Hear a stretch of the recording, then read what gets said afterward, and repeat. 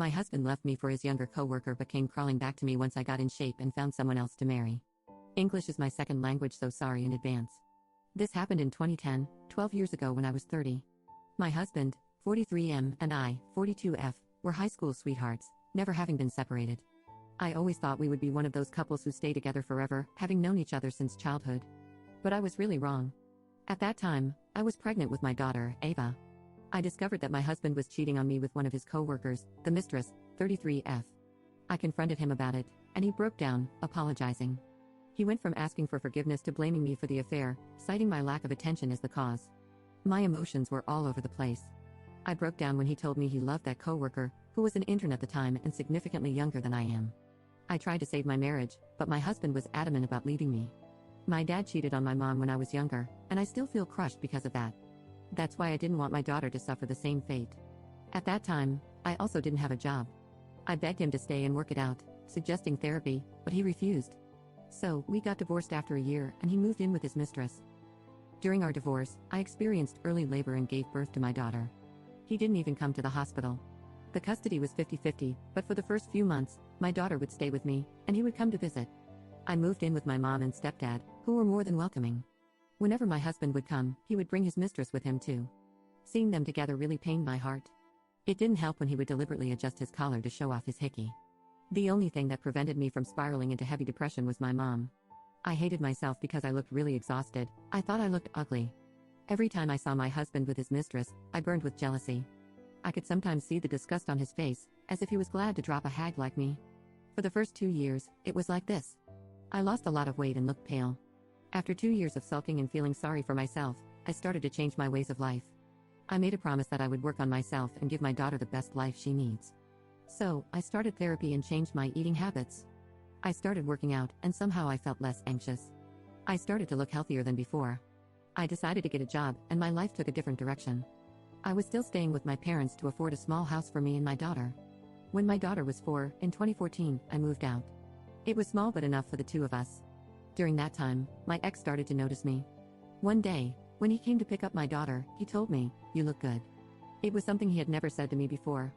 I almost broke my composure at that time, but I was still hurt because he made me go through something really painful for his own selfishness. So, I decided that I wanted to play with his mind for a while. The next time he came to pick up his daughter, I smiled. I was cordial and invited him in so that he could take some of my daughter's stuff. He was also weirded out by the smile. I did that every time we would run into each other. He was pretty confused by it, so he finally asked me why I was smiling. I sat him down and said, "Look, as much as I hate seeing you on a daily basis, even though we are divorced, you are still the father of my daughter. My daughter is already growing up in a broken home where mommy and daddy don't live together, and she has to switch homes every weekend. I don't want her to grow up in an environment where her mom and dad cannot be cordial. I have a father who cheated on my mom and tried to alienate me from her. It nearly destroyed me. I don't want that for her. So, that's why I want to be nice to you. Maybe someday we will reach the point where we will be cordial and very cooperative co-parents despite our differences." He went speechless. I could see the colors flying off his face. From that day on, I was nice to him. He would always give an awkward smile. Sometimes I would mess with him by wearing a dress that is of his favorite color. Other times, I would make his favorite cookies or food and he would ask me what that smell was. I liked seeing him weak in front of me. It gave me power at that time. This went on for a few months. When Christmas arrived that year, I invited him to dinner because my daughter wanted to spend it with both her parents. Needless to say, he brought his girlfriend with him. I could see that she holds anger against me. I was not rude to her, but she was really hostile to me for the entire evening. She would get jealous every time my ex-husband and I tried to have a conversation. I was not trying to be closer to him, I kept my distance. At the end of the evening, I gave them both a gift.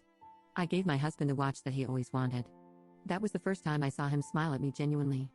I did give his girlfriend a gift too, which was a pair of earrings. She was not happy. She asked him if they could leave sooner. The next day, my ex called me, yelling that I was trying to manipulate him back into my life, and that I am ruining his relationship. I asked him what he meant by that. He told me that giving him an expensive watch in front of his girlfriend was rude, and I am trying to ruin his life. I actually laughed at his audacity. I told him that I bought a similar watch for my stepfather as well, and that watch I got from my friend's show. Is he now going to accuse me of wanting to sleep with my stepfather too? I called him pathetic and delusional to think that I will ever want to steal someone else's man. Maybe his girlfriend has that quality, but I am above that. I hung up my phone, saying that his relationship problems are not my problem, and he should just solve it on his own instead of blaming other people for it.